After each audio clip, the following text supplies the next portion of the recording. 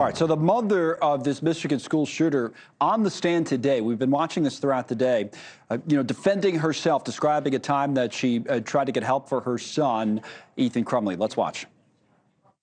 One time when he was talking about what he wanted to do for his future, I don't know, he was feeling really down about it and stressed. My husband did call his school counselor to try to talk to him because they do a lot of future academic planning with the tech school. Was that a mental health issue? No, it was more or less addressing what was upsetting my son at that time. All right, so that's Jennifer Crumbley, and she's facing 4 counts of involuntary manslaughter in the shooting, 2021 school shooting, Oxford High School. It could be the first time a parent is held responsible if she's convicted for a shooting committed by a child. So let's talk to Rachel Kugel about it. Trial attorney joins us live right now. Kind of interesting the way that was phrased because, at different times during her testimony today, Jennifer basically said that she had not noticed really any issues, mental health related issues with her son, and even there at the end said, well, yeah, I called the school counselor once, but it wasn't related to that. What did you make of it?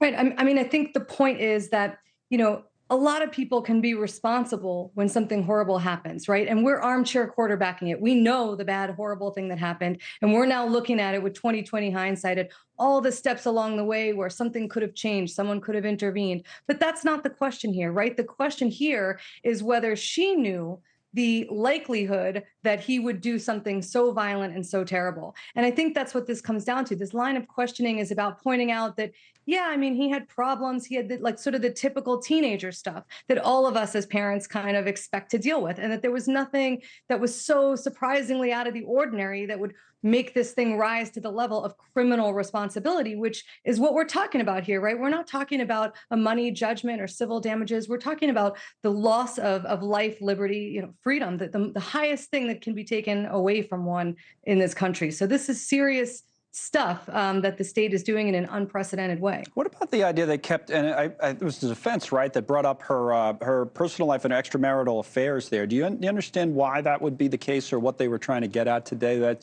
seemed like to me, at least when I was watching, they spent a decent amount of time on that. Yeah, I mean, I think part of that has to do with, remember, the person with whom she had that affair testified, I think, yesterday. And so I think part of that is about, his why he may not have told everything to the police in his interview. Originally, the jury wasn't going to hear that there was an extramarital affair, but then there arose questions about why he might not have given the full story. And I think they wanted it to be clear that the reason he didn't give the full story was because he was worried about an affair being uncovered and not because, he thought that Jennifer was guilty of something. Okay, now they seem to be, the defense at least, trying to paint Jennifer as, you were making this point, as normal as possible in terms of family, although she and the husband, even though they had problems in their marriage, she spoke to her son. Here's one other clip of her talking about the relationship. Let's watch. We would talk, we did a lot of things together. I trusted him, and I felt like I had an open door and he can come to me about anything. I mean, I felt as a family the 3 of us were really close. Okay, the 3 of us are really close, but at the same time, they got him the gun. We know that there were warning signs, and some of this has been introduced, I believe, in evidence that may have been ignored. There were other signs, like the bank account. You had a few $1,000s at bank account. They took it out right away. They took money out of their own bank accounts right after it happened. So there were actions afterwards and signs before that you could argue, led to this being, at least led to the indictment, led to the allegations that were made. So how do you bring it all together? I mean, again, 20/20 hindsight, right? Now, remember, they could be not great parents, right? They could do things that you and I might look at and go, oh, my goodness, I would never do something like that or handle my kid that way or, et cetera. They could be crappy parents. They could be immoral, but that is very different than being a criminal.